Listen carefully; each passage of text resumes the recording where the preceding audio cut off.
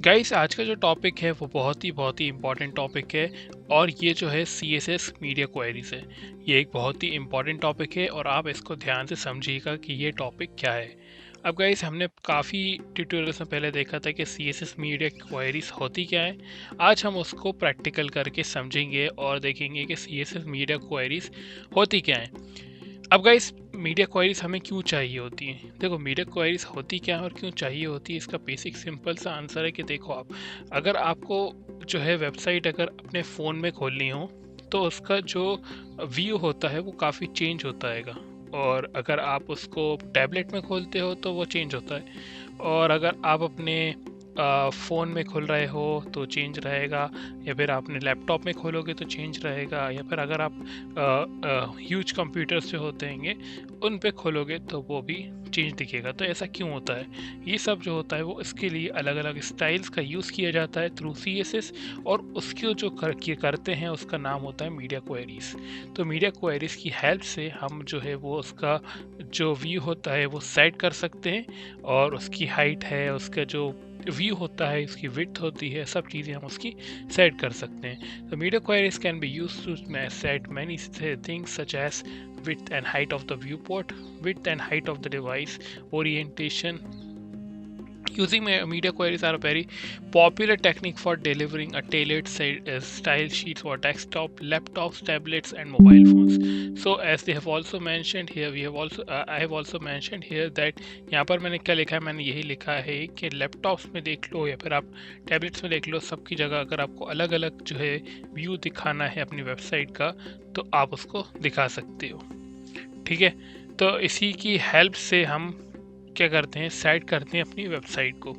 ठीक है, तो मीडिया क्वेरीज क्यों ज़रूरी रहता है? क्योंकि आप अगर अपनी वेबसाइट को रिस्पॉन्सिव नहीं बनाओगे तो ये जो होता है मीडिया क्वेरीज रिस्पॉन्सिव वेबसाइट बनाता है। अगर आप अपनी मीडिया क्वेरीज को वेबसाइट रिस्पॉन्सिव नहीं बनाओगे तो रिस्पॉन्सिव नहीं बनाने का मतलब है कि आपका यूज़र एक्सपीरियंस जो है वो ख़राब होता है, और यूज़र एक्सपीरियंस ख़राब होना यानी कि आपका जो है वेबसाइट में ट्रैफिक कम हो जाना। ठीक है, अब media queries consist of media type and can contain one or more expressions which resolves to their true or false. So यहाँ पर जो है वो true और false values लेता है। अब मैं बताता हूँ true और false values होती क्या है। अब हम उसके अंदर कुछ values put करेंगे कि इस पिक्सल्स इस रेजोल्यूशन पे जो है आप वेबसाइट को चलाओ, अगर वो उतनी रेजोल्यूशन पे या फिर उतनी विड्थ या हाइट पे नहीं आता है तो आप क्या करो, आप उसको अप्लाई नहीं करो जब तक वाली विड्थ हाइट पे नहीं आता है। अगर वो वाली विड्थ हाइट पे आ जाता है तो आप उसको सेट करके दे दो। अब गाइस मैं क्विकली क्या करता हूँ, यहाँ पर मीडिया क्वेरीज के लिए एक HTML डॉक्यूमेंट बनाता हूँ और हम प्रैक्टिकल से समझेंगे कि ये होता क्या है। तो मैं नाम लिख देता हूँ मीडिया क्वेरीज .html, एंड यहाँ पर हम इसे समझेंगे कि ये होता क्या है।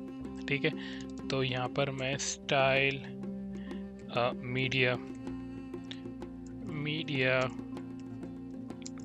क्वेरीज QUIREIS, एंड देन यहाँ पर मैं एक्सटर्नल CSS डालूंगा इस बार। सो एक्सटर्नल CSS डालने के लिए मुझे लिंक लिखना होगा और यहाँ पर मैं लिख दूंगा style.css। ओके, एंड यहाँ पर हम उसको ऐड भी कर लेंगे यहाँ से style.css। ठीक है, अब मैं करूँगा क्या यहाँ पर, मैं आपको बताता हूँ। अब मैं करूँगा क्या यहाँ पर, मैं यहाँ पर मान लो मेरे पास एक कंटेनर है। ठीक है, डॉट कंटेनर। ठीक है, कंटेनर है और मैं इसको कुछ स्टाइल देता हूँ, ऐसा कुछ मैं बोलता हूँ कि डॉट कंटेनर ये जो हमारा कंटेनर है इसकी जो हाइट है मान लो मैं 500 पिक्सल्स करता हूँ और विड्थ जो है 100% कर देता हूँ। ठीक है, 100% कर दी, या फिर मैं VW में देता हूँ इसे, तो मैं VW बोल रहा हूँ कि इसकी व्यू पोर्ट विड्थ जो है सेट कर दो 100 VW, और इसका बैकग्राउंड कलर जो है मैं कर देता हूँ एक्वामरीन। तो अभी हम इसको गो लाइव करें तो हमें पता है कि इसकी हाइट जो है 500 पिक्सल शो होके, और हमारे पास क्या होगा, हमारे पास ऐसा कुछ बना हुआ कंटेनर आ जाएगा। मैं एक काम करूँगा यहाँ पर, देखो यहाँ पर आप जब भी ऐसे देखोगे तो यहाँ पर जो है डिफ़ॉल्ट में हमें कुछ मार्जिन और पैडिंग मिलती है। ठीक है, आप देखो कुछ स्पेस आपको वाइट वाइट ऊपर दिख रही होगी, तो इसको हटाने का एक सबसे अच्छा तरीका यही है कि जब भी आप CSS लिखो यहाँ पर, तो आप एक यूनिवर्सल सिलेक्टर लो और यहाँ पर P0 लिखो, पैडिंग 0 लिखो, M0 लिखो और ऐसे करोगे और बॉक्स साइजिंग बॉर्डर बॉक्स कर दो। तो इससे क्या होगा कि ये डिफ़ॉल्ट में border box sizing border box हो गया, मार्जिन 0 हो गया, पैडिंग 0 हो गया, तो ये जो है चला जाएगा। ठीक है, दिखाता हूँ मैं आपको, ये देखो आप, तो ये बिहेवियर जो है वो चला जाएगा। वैसे बॉर्डर बॉक्स जो है वो मैं रखता हूँ क्योंकि जो मैं चाहता हूँ कि बॉक्स साइजिंग जो है वो एक्स्ट्रा विड्थ ना ले हमारा कंटेनर, तो इसलिए मैं इसको बॉर्डर बॉक्स रखता हूँ। वैसे अगर आपको स्पेसिंग जो हटानी है वो ऐसे इन दोनों से भी हट जाएगी, लेकिन फिर भी मैं इसको रखता हूँ क्योंकि गाइस इससे क्या होता है कि आपको, जैसे मैंने लास्ट ट्यूटोरियल में बताया कि बॉक्स साइजिंग रखने से क्या होता है, तो वो बिहेवियर हटाने के लिए मैं यूनिवर्सली उसे लगा देता हूँ। ठीक है गाइस, ये बात तो हो गई कि हमने कंटेनर को ऐसा सेट कर दिया। अब आप सोच रहे होगे कि ये चीज़ क्यों पढ़ा रहा है, ये तो मैंने ऑलरेडी पढ़ी हुई है, मुझे बोर क्यों कर रहा है। गाइस यहाँ पर आप जो है मैं आपको बताता हूँ कि हम करने क्या वाले हैं। ठीक है, हम करेंगे क्या यहाँ पर। देखो मैं यहाँ पर करने क्या वाला हूँ, मैं यहाँ पर हाइट कर दी है मैंने इतनी। ठीक है, तो मैं करूँगा कुछ ऐसा कि मैं कुछ विड्थ लेके आऊँगा और उस विड्थ पे मैं अपनी वेबसाइट को चलाऊँगा। जैसे कि इसका मतलब है, देखो मैं अभी दिखाऊं आपको, तो इंस्पेक्ट करो आप। इंस्पेक्ट करने के बाद आप इसको, जैसे कि इसका साइज़ जो है चेंज करोगे, तो आप देखो कि इसका कलर जो है ये अभी भी ब्लू है। लेकिन मैं करूँगा क्या, यहाँ पर मैं मीडिया क्वेरीज की हेल्प से इसको लगाऊंगा। अब मीडिया क्वेरीज का सिंटैक्स क्या होता है, हमने देखा था यहाँ पर कि इसका सिंटैक्स कुछ ऐसा होता है, @media डालो और इसका मीडिया टाइप एंड एक्सप्रेशन डाल के CSS कोड लिख दो।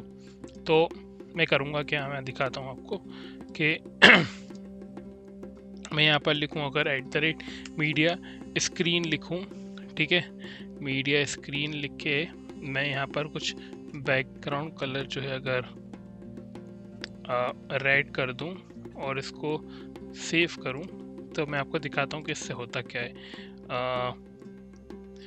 मीडिया, अगर देखो गाइज, अगर आपको इसका जो है सिंटेक्स याद नहीं आ रहा है, ठीक है, अगर इसका सिंटेक्स नहीं याद आ रहा, आप कभी CSS लिखने बैठे हो, तो क्या करो कि यहाँ जाओ गूगल पे और लिखो मीडिया क्वेरीज इन CSS। तो ये इट्स अ गुड प्रैक्टिस, क्योंकि चीज़ें हमें यहाँ पर याद करने के लिए नहीं होती हैं, यहाँ पर हमें चीज़ें समझने के लिए होती हैं, और आप समझ गए तो वो चीज़ ज़्यादा बेटर है कि अगर आप उसको याद कर लो।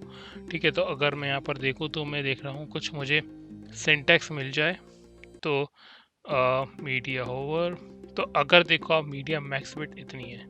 ठीक है, तो मैं इसको अगर कॉपी करूँ ऐसा कुछ और यहाँ पर मैं इसको ऐसे लगाऊं, तो यहाँ पर मैं बोल रहा हूँ कि मैक्स विड्थ जो है वो ऐसी कर दो, और इसका बैकग्राउंड कलर जो है, मैं आपको बता रहा हूँ मैक्स विड्थ होती क्या है, बस आप इसको तो थोड़ा सा देखो कि मैं कर क्या रहा हूँ पहले।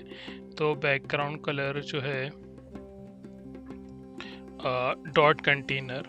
डॉट कंटेनर और इसके अंदर बैकग्राउंड कलर जो है राइट कर दूँ। राइट इसको मैं फॉर्मेट डॉक्यूमेंट भी कर दूंगा यहाँ से। और मैं आपको दिखाना क्या चाह रहा हूँ, मैं दिखाता हूँ आपको। यहाँ से मैंने इसका ऐसा ले लिया और यहाँ पर मैं सारी चीज़ें आपको बताऊंगा कि कैसे क्या होता है।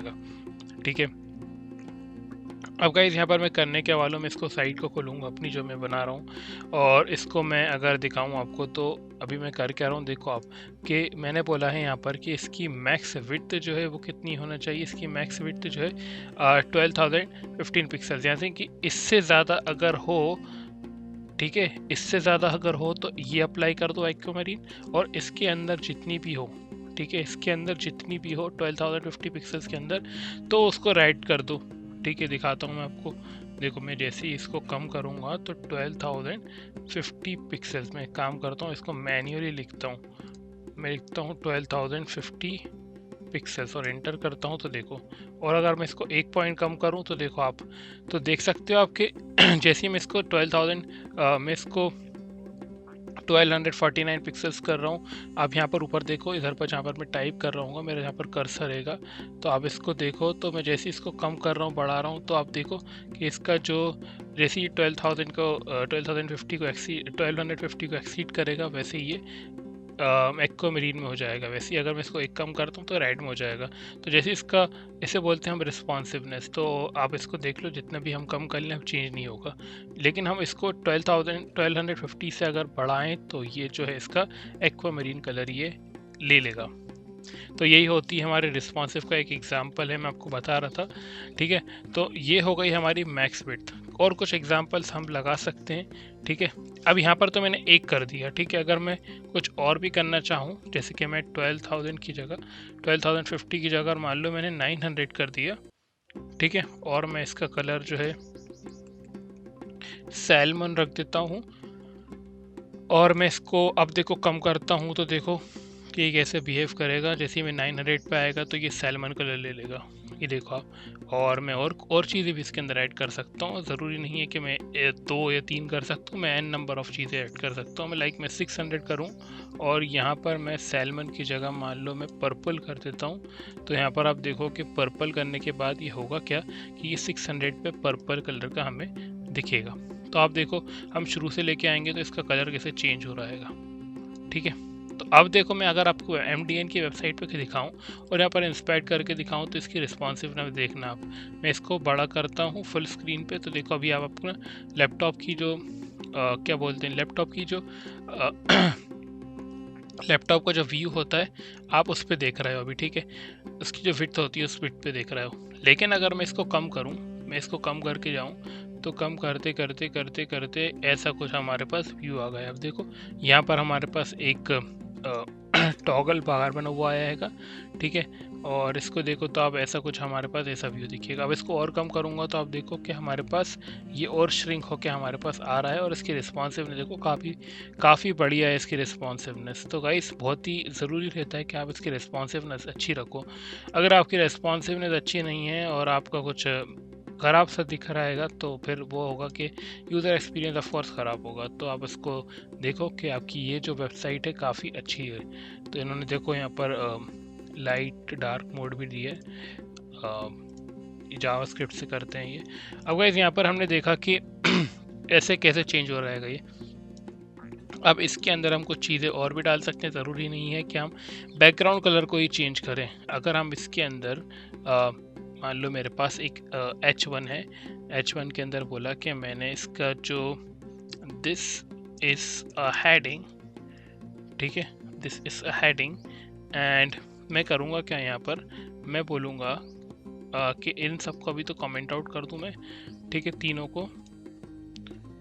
तीनों को मैं कमेंट आउट कर दूं ऐसे, और मैं करूँगा क्या यहाँ पर मैं इनको इसके बाद मैं बोलूँगा कि जो हमारा H1 है उसको भी हम सेट कर सकते हैं। तो मैं करूँगा क्या इसका फॉन्ट साइज़ ले लूँ यहाँ पर 100 VW। तो आप देखो कि इसका फॉन्ट साइज़ जो है 100 VW हमें यहाँ पर नज़र आएगा। नीचे दिखाता हूँ मैं, अब जैसे ही इसका जो हम साइज़ चेंज करेंगे दिखाता हूँ मैं आपको। देखो आप 100 VW हमारे पास साइज़ चेंज होके आ गया है। अब मैं इसको 10 VW कर दूं तो ये हमारे पास 10 VW हमारे पास फॉन्ट साइज़ भी आ गया है। ठीक है, लेकिन जैसे मैं इसको नॉर्मल करता हूं, मतलब कि अगर मैं इसको 1250 के ऊपर लेके जाता हूं तो आप देखो कि ये इसका साइज़ नॉर्मल होगा। लेकिन जिसको मैं कम करता हूं तो ये अपने साइज़ 10 VW ले रहेगा। अब ऐसे ही आप इसके अंदर जो है मैक्स विड्थ वेरिएस डाल सकते होगे। अब गाइस यहाँ पर हमने देखा कि मैक्स विड्थ डाल रहे हैं हम बार बार, हम क्यों ना एक रेंज सेट कर सकें। ठीक है, तो यहाँ पर हम मैक्स विड्थ डाल रहेंगे। अगर हम मिन विड्थ डालें तो मिन विड्थ भी एक फंक्शन होता है, मैं दिखाता हूँ आपको। यहाँ पर अगर मैं इसको ऐसे करूँ और इसको मैं कमेंट आउट कर दूँ और मैं मैक्स की जगह अगर मिन विड्थ लिखूँ और इसको सेव करूं, तो मैं क्या बोल रहा हूं कि मिनिमम इतनी जो है विड्थ होनी ही चाहिए। अगर इतनी विड्थ नहीं है तो ये लगाएगा नहीं। फिर उसके बाद मिनिमम इतनी होगी और उसके बाद जो 1250 पिक्सल्स के ऊपर वो जो है 10 VH लेगा, उसके अंदर जो है वो नहीं लेगा। मतलब लेस दैन 1250 पिक्सल्स 1250 पिक्सल्स जो है वो अपना नॉर्मल वो लेगा फॉन्ट साइज़, और उसके ऊपर जो है वो अपना जैसे ही इसके ऊपर जाएगा विड्थ के ऊपर तो वो 10 VH ले लेगा। दिखाता हूँ मैं आपको। देखो अभी जो इसका कितना रखूँ, मैं इसका रख देता हूँ मान लो 1000। ठीक है, 1000 रख दिए इसकी विड्थ। ठीक है, अभी देखो आप नॉर्मल है। फिर इसकी जब जैसे ही मैं इसको एक्सीड करूँगा 1250 से, तो आप देखना कि यहाँ पर होगा क्या कि मैं इसका साइज बढ़ाते जा रहा हूँ। देखो आप, मैं आता हूँ 1250 पे, 49 पे, तो 1249 पे ऐसा है, और जैसे ही मैं 50 पे जाऊंगा तो आप देखो इसका फॉन्ट साइज जो है बढ़ के हमारे पास डिस्प्ले हो गया है। तो अब आप समझ सकते हो कि रिस्पॉन्सिव कितनी ज़रूरी है और इसको कैसे सेट करते हैं। अब यहाँ पर अब यहाँ पर ज़रूरी नहीं है कि हम एक ही चीज़ डाल सकते हैं, मतलब कि एक ही वैल्यू डाल सकते हैं। आप मल्टीपल वैल्यूज़ डाल सकते हो। जैसे कि मैं आपको दिखाऊं यहाँ पर एग्जांपल के तौर पे, मैं करूँगा क्या, इसको भी कमेंट आउट करूँगा और यहाँ पर मैं अब कंटेनर पे आता हूँ और आपको कंटेनर को करके दिखाता हूँ कि मैं क्या बोल रहा हूँ। ठीक है, मैं करूँगा क्या, मैं बोलूँगा डॉट कंटेनर।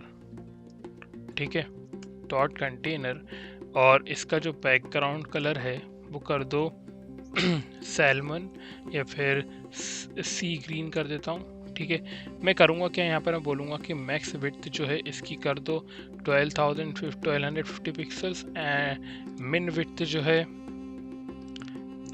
जैसे यहाँ पर आपने लिखा है वैसे ही आप यहाँ पर एंड डालो, और यहाँ पर मैं लिखूँगा मिन विड्थ, और यहाँ पर मैं एक को बोलूँगा कि मैं 600 पिक्सल्स डाल रहा हूँ। तो यहाँ पर हमने क्या करा कि मिनिमम इतनी होनी ही चाहिए और मैक्सिमम इतनी होना चाहिए, मतलब इसके बीच में जो है हमारा सी ग्रीन जो है कलर कंटेनर का हो जाएगा। अब मैं आपको दिखाता हूँ ये चीज़ लाइव। तो मैं करूँगा क्या कि यहाँ पर अपना कितनी रेंज में लाना है हमें 1250 में। एक काम करता हूँ, इसे 900 कर देता हूँ, 900 पिक्सल्स टू 600 पिक्सल्स। तो 600 टू 600 टू 900 पिक्सल्स होगा क्या कि इसका कलर जो है कंटेनर का वो सी ग्रीन हो जाएगा। मैं आपको दिखाता हूँ यहाँ पर। तो मैं अगर इसका साइज़ जो है चेंज करूँ ऐसे कुछ, और ये देखो आप सी ग्रीन हो गया। फिर 600 से जैसे ही कम होगा वापस अपने नॉर्मल कलर पे आ जाएगा। तो यहाँ पर मैंने दोनों कलर को, दोनों विड्थ को सेट कर सकते हैं, मिन विड्थ और मैक्स विड्थ दोनों सेट करने के बाद आप उसके अंदर कलर डाल सकते हैं। फिर उसके बाद अगर मैं और रेंज डालना चाहूँ तो वो भी डाल सकता हूँ। लाइक मैं इसके अंदर 300 पिक्सल से कुछ सेट करना चाहता हूँ, और इसका जो 600 टू 300 टू 600 पिक्सल्स में बैकग्राउंड कलर का सी ग्रीन करना चाहता हूँ, और मान लो मैं कुछ और भी करना चाहता हूँ, हाइट जो है मैं इसकी बढ़ा देना चाहता हूँ। ठीक है, तो ऐसा भी कर सकते हो आप, हाइट भी चेंज कर सकते हो। ज़रूरी नहीं है आप एक ही, मतलब आप कुछ भी CSS डाल सकते हो। ऐसा नहीं है कि आपको खाली बैकग्राउंड को ही कलर को चेंज करना है। आप कोई सी भी CSS जो है आप जैसे नॉर्मल करते आए हो वैसे ही आप करोगे। अगर आपको किसी चीज़ पे कुछ चीज़ अप्लाई डिफरेंटली करना है तो आप वो कर सकते हो with the help of media queries. तो यही मेरा कॉन्सेप्ट था। अब देखो मैं आपको ये क्या दिखा रहा हूँ, मैं दिखा रहा हूँ कि 300 पिक्सल्स टू 600 पिक्सल्स के बीच में जो इसका कलर है वो हम इसको कर देंगे ऑरेंज कर देंगे, और हमारा जो हाइट है वो 700 पिक्सल्स हो जाएगा। अभी जो है इसका हमने सेट करके रखा है इनिशियली वो है 500 पिक्सल्स, तो अभी हमारे पास बढ़ के आएगा 700 पिक्सल्स। तो मैं आपको दिखाता हूँ कि होगा कैसे। कि यहाँ पर आप देखो तो अभी हमारे पास नॉर्मल है, जैसे ही मैं इसको कम करूँगा 900 टू 600 पिक्सल्स के बीच में ही सी ग्रीन हो जाएगा, और यहाँ पर हमारे पास जैसे 600 के कम होगा तो इसका जो साइज़ है वो हमारा 600 से 700 पिक्सल्स जो है हमारे पास हो जाएगा। ये देखो आप, इसको नीचे करूँ तो ये देखो आप 700 पिक्सल जो है हमारे पास अब डिस्प्ले हो गया है। ठीक है, तो यही होता है हमारा मीडिया क्वेरीज। अब गाइस यहाँ पर हमने एंड का यूज़ करा। मैं अगर कॉमा लगाऊँ यहाँ पर तो इसके अंदर हम और भी वैल्यूज़ डाल सकते हैं। ठीक है, तो मैं आपको दिखाता हूँ यहाँ पर कि अगर मैं बोलूँ कि विड्थ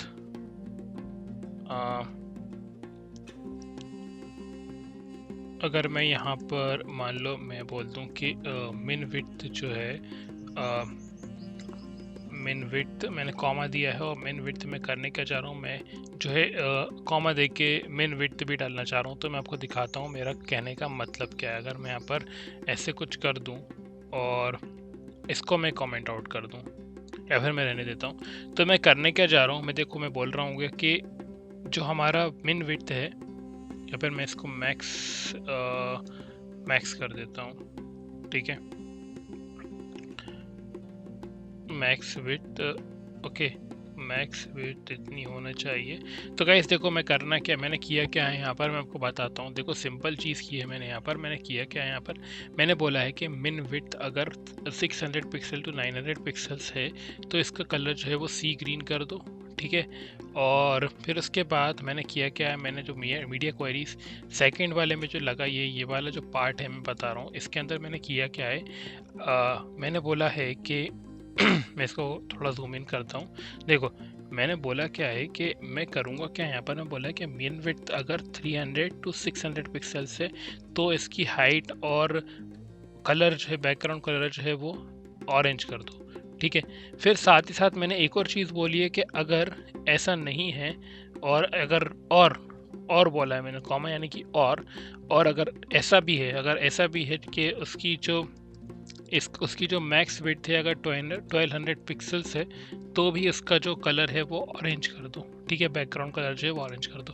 अब हम देखते हैं इसका कैसा जो है व्यू आ रहा है। अभी देखो जो हमने करना क्या है, हमें यहाँ पर 300 टू 600 पिक्सल्स हमें पता है कि ऑरेंज आएगा। फिर उसके बाद हमने देखा कि 600 के बढ़ने के बाद ये जो है हमारा, ओके, सो यहाँ पर हमें करा क्या, हमें यहाँ पर मिन विड्थ देना थी, ठीक है। तो मिन विड्थ दूंगा यहाँ पर, मैक्स नहीं मिन। अब देखो यहाँ पर, तो अभी क्या होगा यहाँ पर कि ये जो है 300 टू 600 जो है वो ऑरेंज होगा। फिर जैसे कि हमने देखा कि मिन विड्थ जो है वो हमारी 1200 पिक्सल्स है, तो अभी क्या होगा, अभी ये 600 टू 900 पिक्सल्स क्या होगा कि ये सी ग्रीन होगा, ठीक है, ये सी ग्रीन हो गया। फिर उसके बाद आप देखो ये पड़ रहा है, फिर 900 के बाद वो वापस से एक्वा मरीन हो जाएगा। देखो अब 900 के बाद एक्वा मरीन हो गया।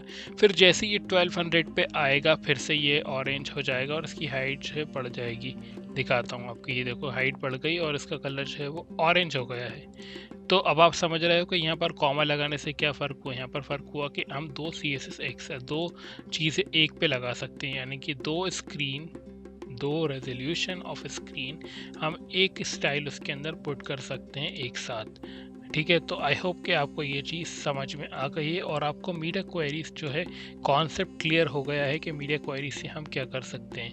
अब गाइस यहाँ पर हम क्विकली एक असाइनमेंट बनाते हैं और उस असाइनमेंट को हम देखेंगे कि वो कैसे करना है, ठीक है। तो आप इसको ट्राई करके बताओ और मुझे बताओ कमेंट सेक्शन में कि किस किस ने ये सॉल्व कर लिया। तो मैं बोल रहा हूँ कि आपका असाइनमेंट है यहाँ पर असाइनमेंट, और असाइनमेंट है क्रिएट नेव बार बनाना, उसके अंदर which has naive bar has a three things होंगे उसके अंदर, which has a 3 elements in it including CLUDING, including home, about and contact page, ठीक है, contact pages.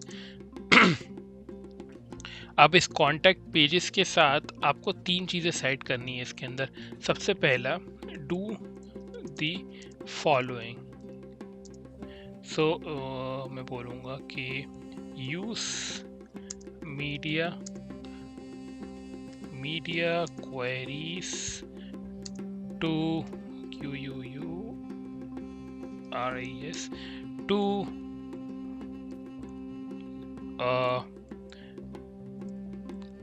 make it responsive, alright.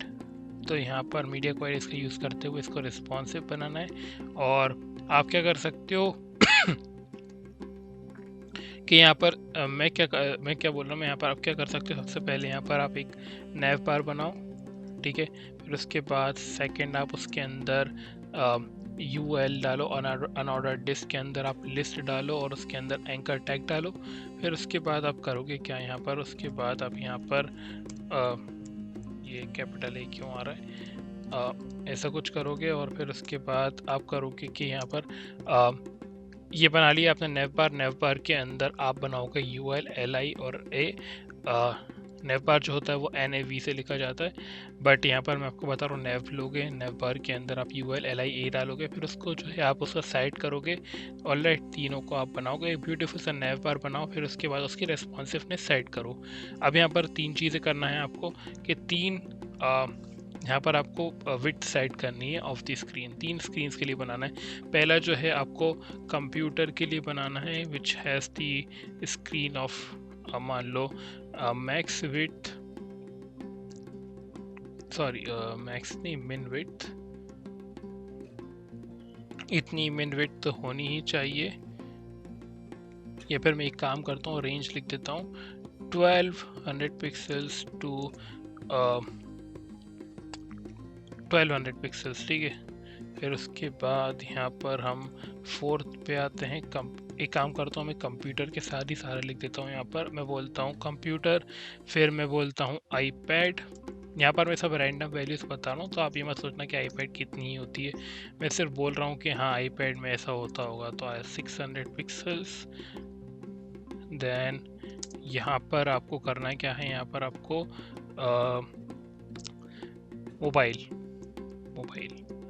Mobile के साथ आपको बनानी है 300 पिक्सल्स। तो अब आप इसको देख लो कि मैक्स विड्थ कहाँ लगानी है, मिन विड्थ कहाँ लगानी है, और इसका जो करना क्या है, इसके अंदर आपको रिस्पॉन्सिव बनानी है। रिस्पॉन्सिव कैसे बनानी है आपको, देखो रिस्पॉन्सिवनेस आप ऐसे बनाओगे कि जब उसकी स्क्रीन छोटी हो तो वो शुरू में ऐसे एक साथ में रहें, तो तीनों एक साथ में रहेंगे। कंप्यूटर में जो है on computer, so they will be in the same line, alright। फिर उसके बाद आप उसके अंदर आईपैड के अंदर, या फिर मैं बोलूँ टैबलेट बोलूँगा, ऐसे आईपैड नहीं बोलना, मैं टैबलेट बोलूँगा, ठीक है। टैबलेट के अंदर they will be on the same line again. And इसका आप चाहो तो बैकग्राउंड कलर चेंज कर सकते हो, background colour change, alright. And यहाँ पर मैं इसको ऐसा कुछ करूँगा, इसको 5th कर देता हूँ एंड इसको 6th कर देता हूँ, तो आपको जो है क्वेश्चन बिल्कुल करने में आसानी हो। मैं इसलिए इतना कुछ लिख रहा हूँ, ठीक है, क्योंकि आई नो कि आप जो है अभी वेबसाइट बनाने के उसमें लेवल पे नहीं हो, बट इसलिए मैं आपको जो है नेव बार बनाना बता रहा हूँ कि कैसे बनाएंगे हम। लेकिन फिर भी आप इसको खुद से ट्राई करो, इसलिए मैं इसको आपको बना के बता रहा हूँ कि कैसे बनाना आप, ठीक है। वरना फिर हम नेक्स्ट ट्यूटोरियल में वैसे ही बनाएंगे। लेकिन अगर आप खुद नहीं करोगे तो गाइस मेरे देखने से आपको कुछ फ़ायदा नहीं है, तो आप खुद ट्राई करो, जब आपको कुछ फ़ायदा होगा। यहाँ पर मैं टैबलेट लिख देता हूँ और यहाँ पर मैं करूँगा कि यहाँ पर मैं मोबाइल लिख दूँगा। एंड मोबाइल पे आप करोगे क्या कि they will not be in the same line, they will be in different line. They means the contact page, the about page links, all right, the links of the pages, all right, they means the link of the pages। तो यहाँ पर 3 links डालनी है आपको अलग अलग lines में, और उसको सेंटर कर देना, एंड इन सेंटर। अब आप इसको अपने अकॉर्डिंग जो है सेट कर सकते हो, बैकग्राउंड कलर क्या रखना है, कैसे रखना है, ये आप अपने अकॉर्डिंग स्टाइल करो। उसकी जो हवर फंक्शंस भी डालो, थोड़ा अच्छा ब्यूटीफुल सा बनाना, गए जैसे टालम टोली वाला मत बनाना, आप इसको अच्छे से बनाना और बिल्कुल ऐसे डेडिकेटेड बनाना कि हाँ मुझे ये नेव बार बनाना है। तो अभी हम इसको वाइंड अप करते हैं और हम देखेंगे कि नेव बार हम कैसे बनाएंगे, और हम नेक्स्ट ट्यूटोरियल्स में कुछ अपने CSS के बारे में नई चीज़ लर्न भी करेंगे।